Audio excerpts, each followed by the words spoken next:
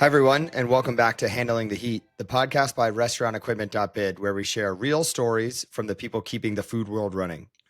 My name is Zach Sherman, and today I'm joined by Mike Tougas, a close friend from college and also a fellow Tougas Brands and restaurantequipment.bid alum who's worked with us in the past.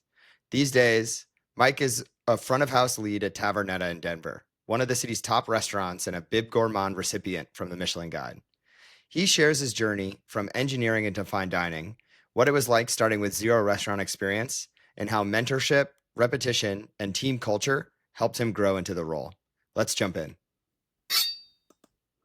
Mike, well, thank you so much for joining us here on Handling the Heat. Very excited to talk to you both as a friend, a fellow TagX alum, and also as a leader in the front of house space. Really, really appreciate having you on. Yeah, of course. Cool opportunity. Excited to get into some topics with you. It's cool. So before we get into the meat and potatoes of this, Mike, want to ask you something that we ask all of our guests. What's something that you've eaten recently that's really tickled your fancy?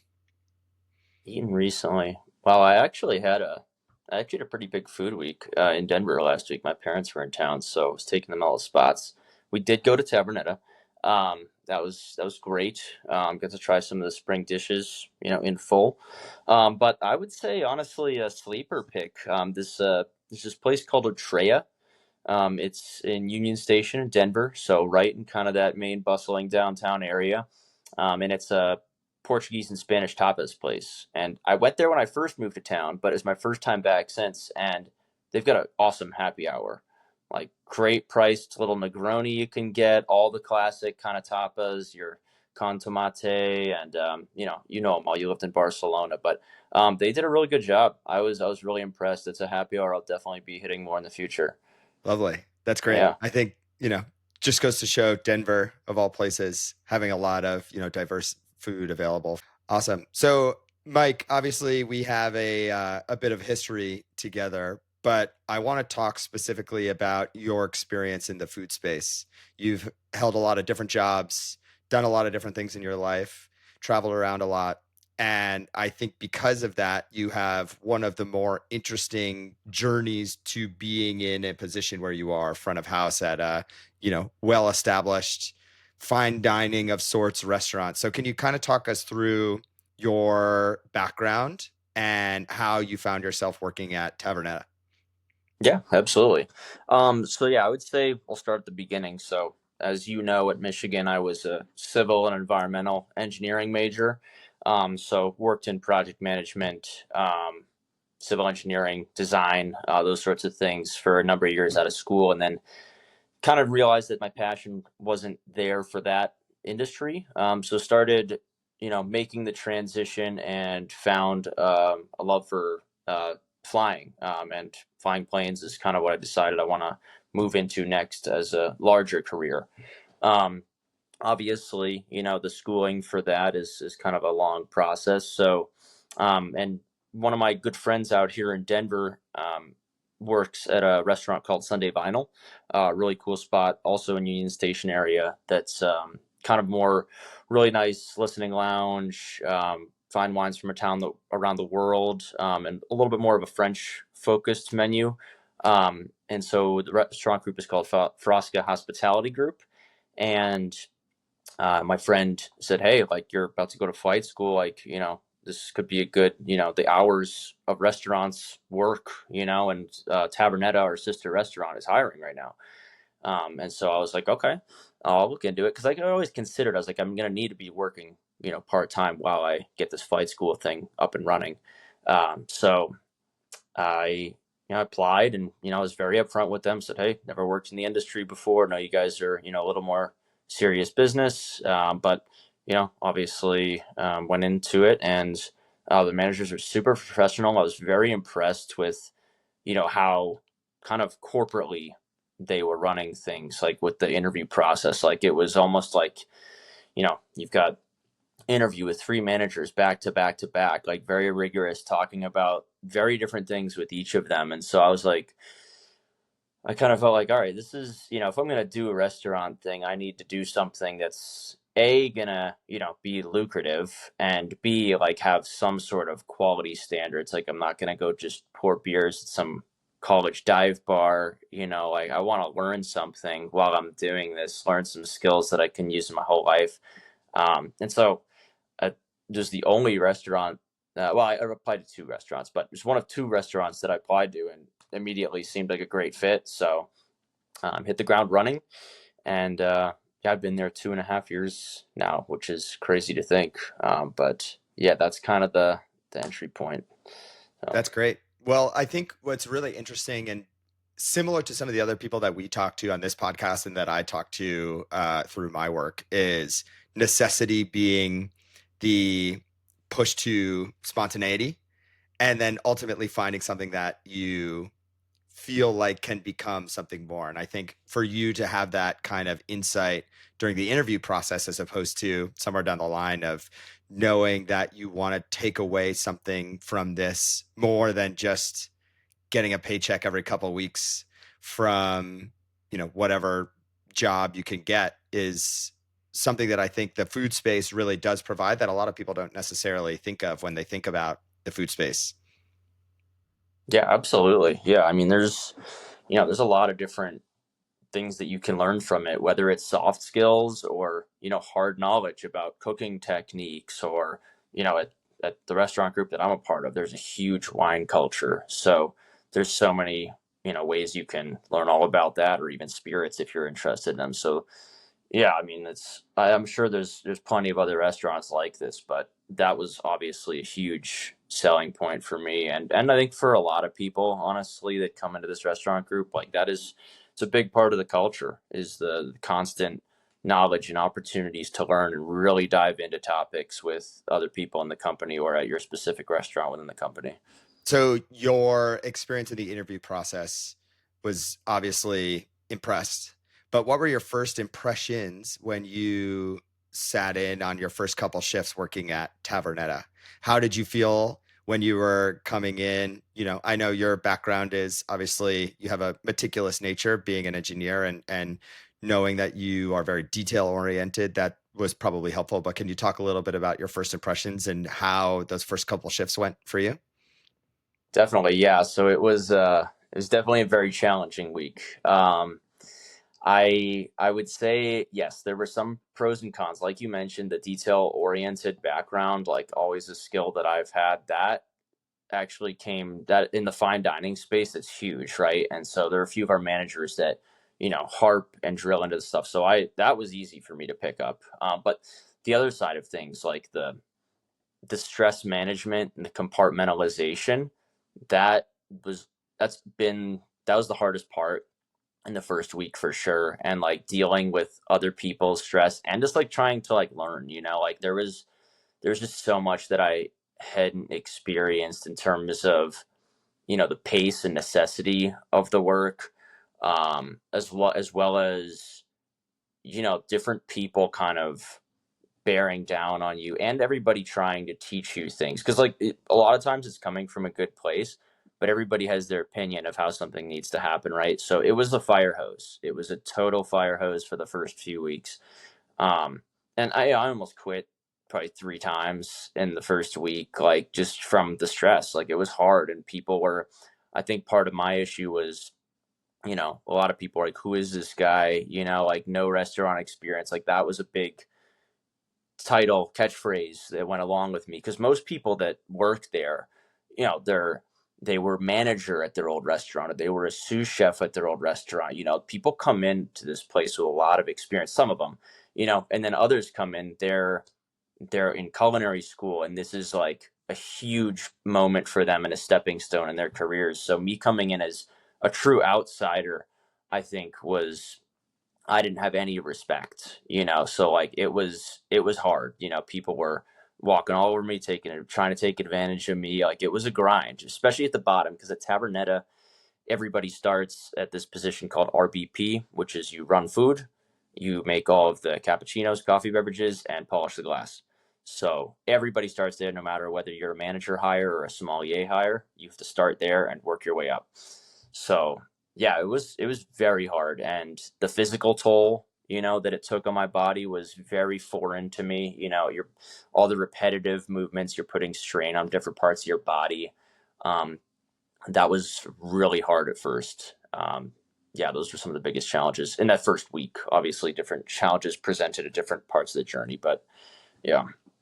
No, I can imagine. And I think for you in particular, going in with as much respect as it sounds like you had for the experience. And I think some people kind of now have a better understanding of what fine dining looks like as a result of media out in the world, like The Bear, for example, where they see the buttoned up, very intense, high pressure, but unbelievable outcome for the customers ultimately is what everyone's striving for. And that wasn't as prevalent in the world and in general knowledge when you first started. But it sounds like you had respect for that as a result of your interview process and knowing people that work there.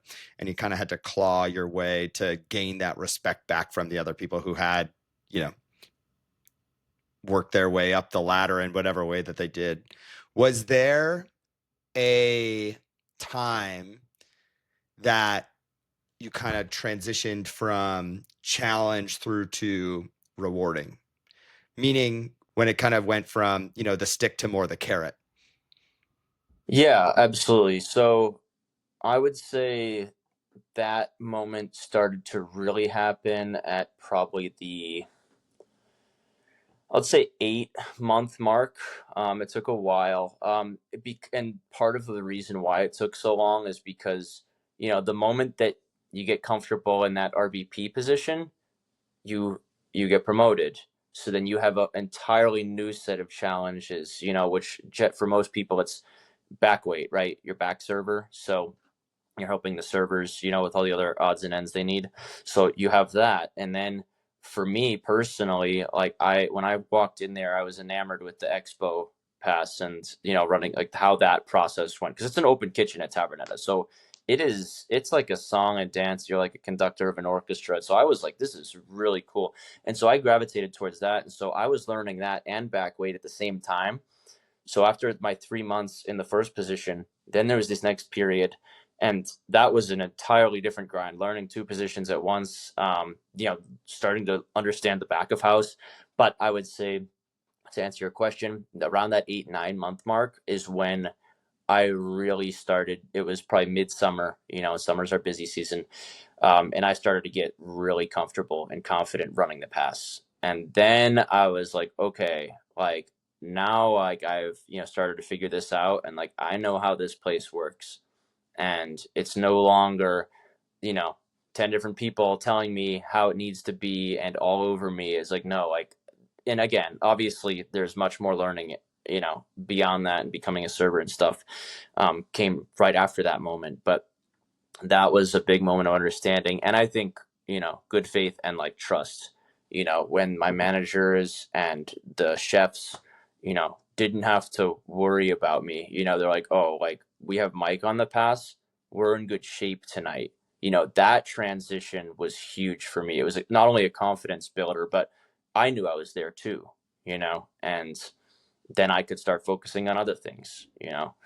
Um, No, and I think the confidence that you have being paired up with the confidence that those around you have in you is really the kind of transcendental moment of any kind of new job or new activity that you're trying to take in. And I think it's really important, especially in a high pressure situation like fine dining, to find that and find your people who bring you there along with them. Right. And I think that that's something that's really interesting about the food space too, is it's the outcome to the customer only happens as a result of the people that are doing the work, right? Whether that be the maitre d', the som, the chef, the person leading the expo, the person making the cappuccino, and to be in such a space that really excites the customer, it has to be as a result of the people that work there. Was there a moment where it changed from being a job, being a Tavernetta, to something that you really wanted to hone as a craft? And it sounds like the expo was that for you, right? What about the expo kind of did that, and why that kind of switch in mentality? Was it because you knew that you were good at it and everyone around you knew that you were good at it? Or was there something else? Um, I would say that, but in a weird sort of way, I really went into this with kind of the mindset, of, building craft, and whether it was partially like my own just attitude towards this job, or the people that were mentoring me, like they were so much, whether it was just like no, this is one of our SOPs, or it was like, more soft knowledge, like, or just, from one of my managers and just talking about, hey, like, balancing lifestyle and whatnot. So I think, like, you know, it, in a way, starting to treat polishing glasses like a craft, and like learning about how to make a cappuccino, learning about that off the clock, like things like that, those started to, I approached those like, no, this is my craft, like this is what I need to work towards so that I can get to the next level. But yes, like expo, working that and putting in the time, like every day, like it was a process. Every night, myself and the sous chef, I would ask him, big, hey, we screwed this up, this went well, like what can I do better, like we need, like what can I, like it was every day we'd have a 15-minute debrief. No one was asking, us to do that, but like that's what was required. That's what I was requiring of myself, right, to excel at that position. I don't know if that really answered your question, but that was, that whole learning period on expo was, it was formative. And I just treated it, and realizing that this is not something that I'm just gonna figure out immediately one day. Like this is gonna be incremental work, and there's gonna be a lot of bumps in the road, but you have to keep that hungry attitude. And especially for me, like I'm trying to earn respect. It's the retupect is earned, right? Like I say that to people at work, because it's true. Like you have to, it's merit based, and part of that is via consistency. You have to be able to do these things over. You can't just have one good night, because there's going to be great nights, and there's going to be awful nights. Like that's how the restaurant industry is, right? It really, to me, like can be this love hate. But when you start to, you know overshadow, the hate with love moments, right, and you can get to that point, then it's super rewarding, work. I don't know if that answered your question, but No, definitely. I have a And I tangent. think But not only is it rewarding, it's the only way to do it, right? The hmm incremental every day, 1% getting better. We talked to a couple of people on this podcast, hmm and that is a theme that's been brought up pretty much every time is, hmm Rome's not built in a day. right. The cappuccino is not built in a day, not brewed in a day. You really got to figure out how can you not only strive for the great days, but how do you actually get there? And I think, Mhm. having those mentors around you, having that consistent drive of how can I do this better? Why did this happen? The kind of analytical nature of that, I think, is really interesting, because it doesn't necessarily need to be in spreadsheets and diagrams all the time. It's in real Mhm. life with real people. Right. Yeah, I would say that's the biggest. Sorry to interrupt, but I would say that's one of the biggest adjustments for me, right? As like a numbers engineering guy, like so much of my analysis in my life has been looking at things like that. But the analytical brain that I have, it came to work really well in this situation. Just a totally different framework within that, right? So really cool to see that at work as well.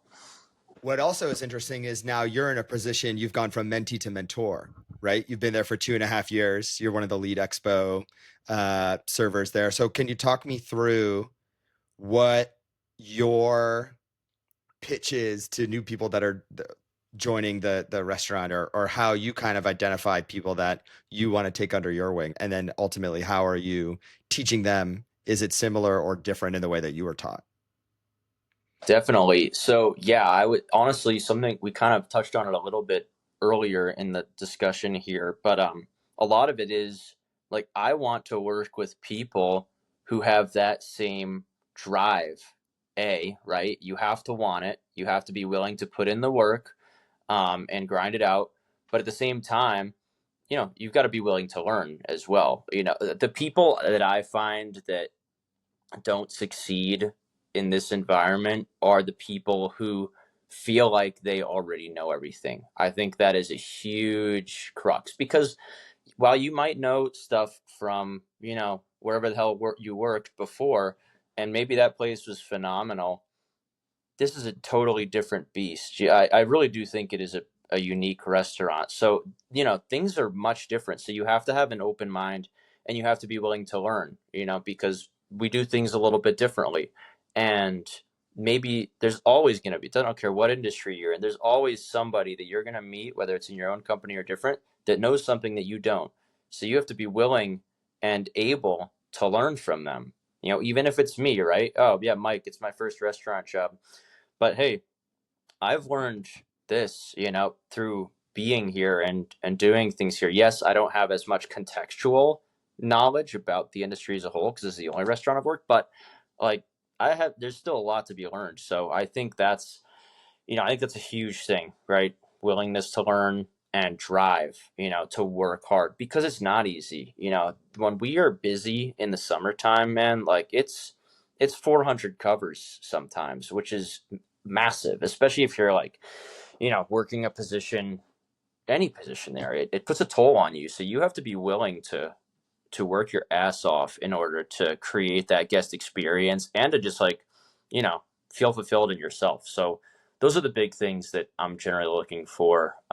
And I think that's something that I usually tell people because when we have our stages come in every night, or not every night, but every time we're hiring someone, that's one of the final steps of the process is stage.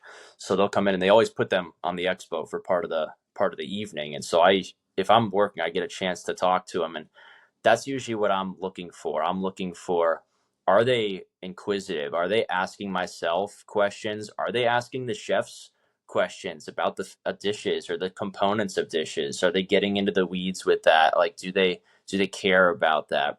Um, and then obviously, like, are they personable, right? Like, if they're front of house person, like, you've got to be able to communicate. Obviously, it can be intimidating going into a setting like that. So some people are shy, and I was really shy at first too. But I think I got by on the ambitious and inquisitiveness. So Yeah, those are great yeah. skills to Hmm.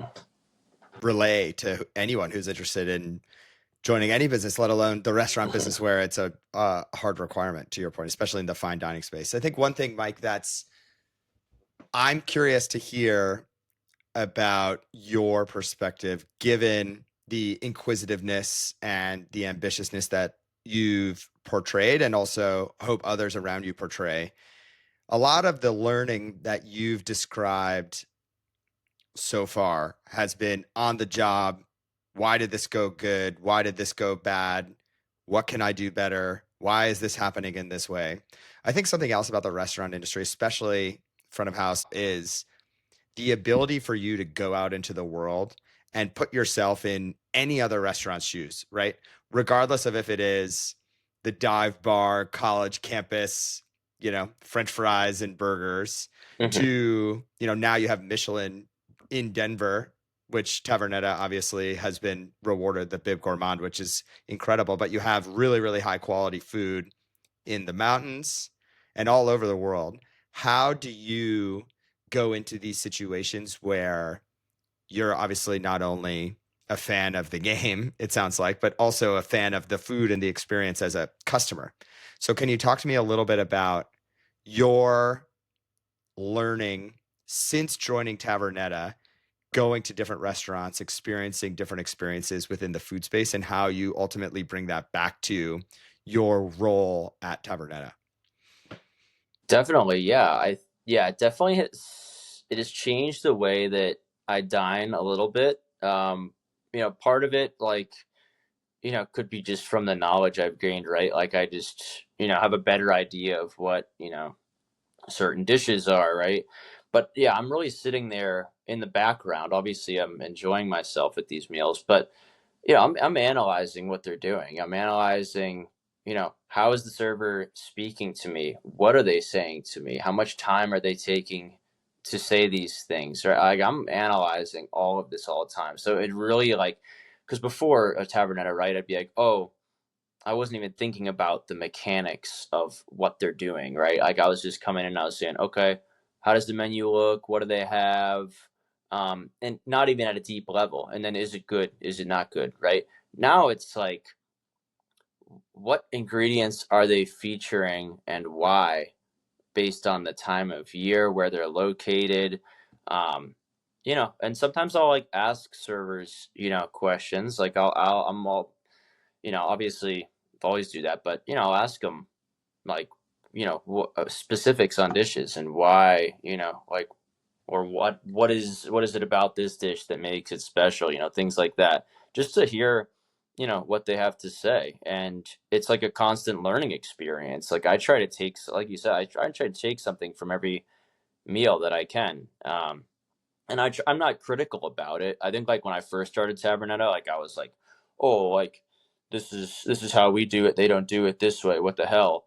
And I think it was just that was a me thing. But now like I've realized you can just sit there and analyze it, and you can take the good from it, and you can also take note of the bad and don't bring that to Tavernetta. And I think and one of the cool things too is they even have an incentive program at Tavernetta. If you eat at a place of similar or higher quality, and you write a review just for Tavernetta, like you can give them a whole write up and just explain to them what the restaurant's doing really well and what they aren't doing well in your opinion, and they'll give you gift cards for in their restaurant group. So a good little incentive program to get us out there, because at the end of the day, it's all about the collective, intelligence, and we love it when people in the industry come and dine with us. And every guest experience is catered differently, and so we treat those as VIP. Those are really important to us because we want them to not only have a great experience with us, but like we want them to see what we're doing and pass that along to make the industry better as a whole. And it goes both ways, and it should always be like that. And I don't wave it in other restaurants' faces, but if we get on the topic, of, oh, what do you do and stuff, like I'll let them know that I'm in the industry, but I don't come and say, oh yeah, like my name's Mike, I work for, I don't do that. But if it comes up, then it's great, because then we can kind of riff and talk about things, and what do you like about working here, and then they can ask, and then we get dialogues while I'm dining, which is cool and it's helpful for everybody. That's awesome. And Hmm. not only is it great that you're out there doing it, and I think I know many others are, but Hmm. that it's incentivized by the restaurant group that Tavernetta runs. And I think not only is it good for each individual restaurant, but in terms of the Rockies in particular, especially given, as we spoke about just a bit earlier, Michelin has come to town. Hmm. Can you talk to me a little bit about what that has done, in your opinion, to the Rocky? I don't want to say just Denver, obviously, because it Hmm. encompasses more Right. landmass than Denver. But can you Hmm. talk to me a little bit about what that has done to elevate the game of the Denver food space, bring in new people, things of that nature? Definitely. I mean, I think the biggest thing is competition, right? And because whether it's not like it's, oh, we need to be better than them, but it's like, oh, hey, like only so many restaurants are going to get on this list, right? So we need to make sure that we are putting ourselves in the best position, to be in that conversation, right? So that's the first thing, and I think one of the biggest pieces of achieving that is, obviously it all comes down to who you have on your team, right? So going out and finding great people to work for you, that's huge. And it comes from the management too. I remember because when I first joined, it was sorry, excuse me. Michelin had released their first guide in August of 2025 or September of, or sorry, 2023. August or September of 2023, right, for Colorado. And I was still in my first 8 months, 8, 9 months at that point. So there was so much talk, and because some of our managers at the time had worked at Michelin star restaurants in New York City, and other people, in our wine team have dined at Michelin, and know people, and so there was so much talk about it. So what it did was it gave us a goal, it gave us discrete goal because people knew what's required. They know how this system works. They know what Michelin typically likes in a restaurant. They've dined at other Michelin restaurants. They know how that typically goes and looks, right? So the framework was there, but so that was huge because, right, that's the people side of it. So we had people who knew what wanted to do. Then we had people like me who were bought in, wanted to work their butts off and help achieve that goal, right? So I think that duality is huge. Just and I think a lot of other restaurants are starting to do it. Like it's definitely been really good for the food scene out here. You're seeing a lot of places, and I think it's on a really good trajectory. Because there were times when I first moved. I've lived in Denver 5.5 years now. When I first moved here, it was like people kind of knew what the good restaurants are, but now you have new places popping up all the time, or you have these powerhouse restaurant groups, and they're creating more restaurants within themselves. I think one of the great stories is this restaurant Alma Fondafina. They were the newest addition to the Michelin Guide last summer. They were the only restaurant that was added for a Michelin star in Colorado. The rest of them stayed consistent for the 1 stars. And fantastic dining experience. Like the food was incredible. They really did a fantastic job.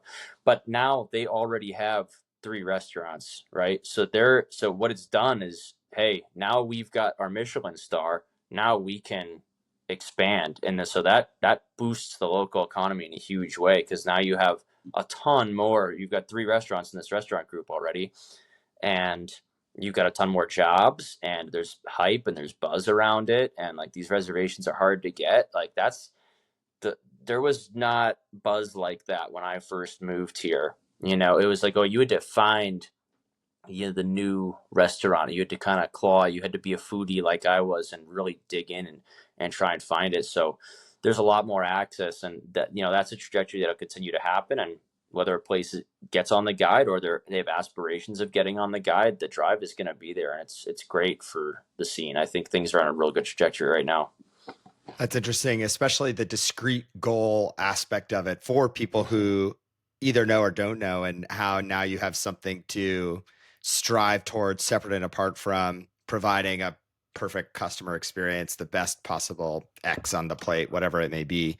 Now you have something else to bring that kind of hype and those jobs and those people to the mountains, which I think is awesome. So now, Mike, moving back towards you, what are your discrete goals, if any, that now moving into, you've been here for 2.5 years, you've continued to climb the ladder. It sounds like you've made a great community and have a great team around you that's helping prop you up. And now you're going back in and helping prop the new crop of people up.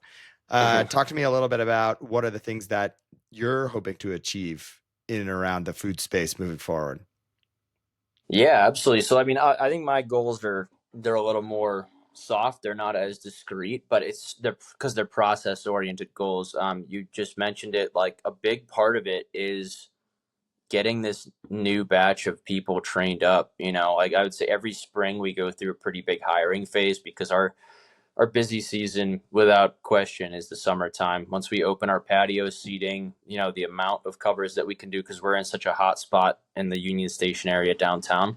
So the amount of walk-in traffic is crazy with the Rockies going on, the Rocky baseball team, right? And playoff basketball and hockey. Like we get crazy walk-in traffic. So we do this big hiring phase in the spring. And so then that's the managers, they hire people. And then it comes on people like me is to get these people trained up properly so that they're ready for this heavy volume, but also high quality.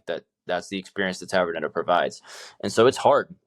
Again, even for people who know this industry really well, like that is it's a tough duality to hit at a high level for both quality and volume. And not a lot of restaurants do that. So training people up is always the biggest thing, especially with this season. And then I would say the other, big goal for me and a lot of other my contemporaries at the more senior level is it's building guest relations, right? That's a huge, huge topic, and getting regulars. I've seen you chat about it in some of your, restaurant tips videos. It's it's massive, right? You get someone in the door for their first experience, right? They have an amazing time, but maybe it's their 10-year wedding anniversary, right? And they don't do that sort of thing too often. But how can you make that experience so amazing for them that they trust you now every year for their anniversary, or they recommend it to their friends, right? So the guest relations is big, and it piggybacks on the Michelin and the competition thing too, because if you can start to have that amount of regulars and excellent guest relations, which thankfully Tavernetta is very fortunate, to have a lot of positives in that regard. It makes you more competitive, and that leads to profits, clout, etc. And then it's easier to get better people, and it cycles in a really positive way, right? So I think those are the two biggest things for me: training and guest relations. Awesome. Well, those are great. Really appreciate the time, Mike. I think your story is fascinating from foodie to front of house. It's a journey that not many people have the opportunity to take. And I appreciate you sharing your thoughts with us on that experience for you personally. So, very much appreciate it, Mike. And we'll chat with you soon. Awesome. Yeah. Thanks for your time. Pleasure to share any and all insights. So have a great day.